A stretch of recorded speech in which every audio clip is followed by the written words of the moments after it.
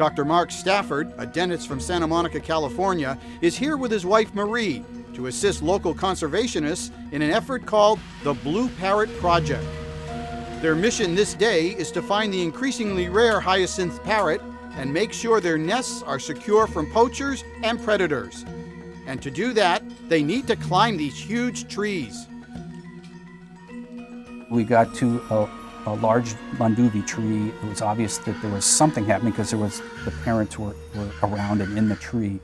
We had to use machetes to get our way into the base of the tree itself and set the lines. And then when I climbed up to the top, I carried 2 cameras to get in because sometimes the hole is quite small. This particular nest hole was quite large.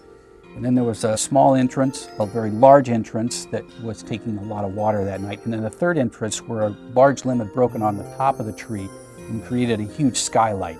And that's where a lot of the water had come in the night before. And I stuck the first little digital camera in and took a picture. And what we found was 2 chicks that looked like they were dead and the nest had flooded. And then I got the video camera, stuck the video camera in there with a small light source that I used so I can get into there, and pulled the video out, and that's when we realized that these chicks were alive, but just barely. These chicks were 8 to 9 weeks old, about. So if a chick is healthy and it's being fed by the parents, then it has this big tummy on the lower part of its throat. But these chicks were empty. They hadn't been fed and they weren't going to be fed. The only way a chick can be fed is if it can get itself upright and present itself with its head in the air and open its beak, and then the parent can come in, the big parent can come in and feed the chick.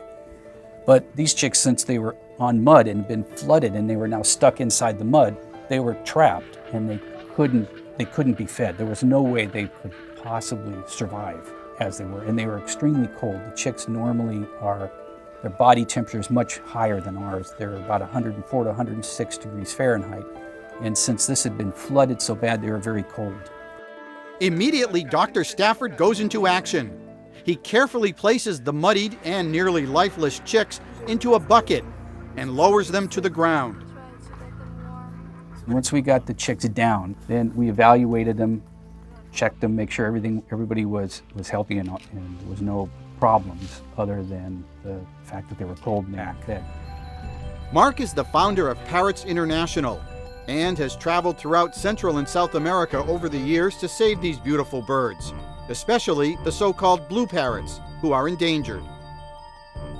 There's about 4,500 left in the wild total, and they're only found in Brazil.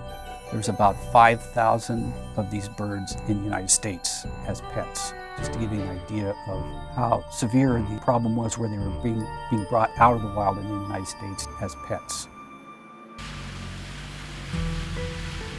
Once we got the chicks back to the field station where we could actually see them and handle them, we bathed them. We immersed them in warm water about 108 degrees, which would be their normal body temperature. Got all the mud and debris off of them, cleaned them, dried them, and tried to find something we could feed these chicks. We weren't prepared to be doing this type of work, and the chicks normally eat coconuts.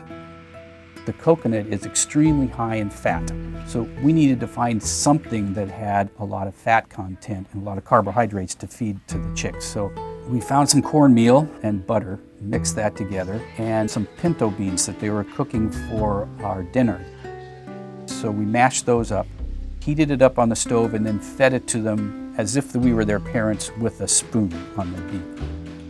The chicks have, right on either side of their beak, there's a little soft fleshy pad that the parents touch when they feed the chicks, and that stimulates the chicks to eat. By coming around the back of the large chick's head, I could stimulate them to feeding. Their body was shutting down to the point where they didn't have a very good feeding response. After a few minutes, after we got them warm and they'd started to get some food in them, then I did start to get a feeding response on some of the chicks.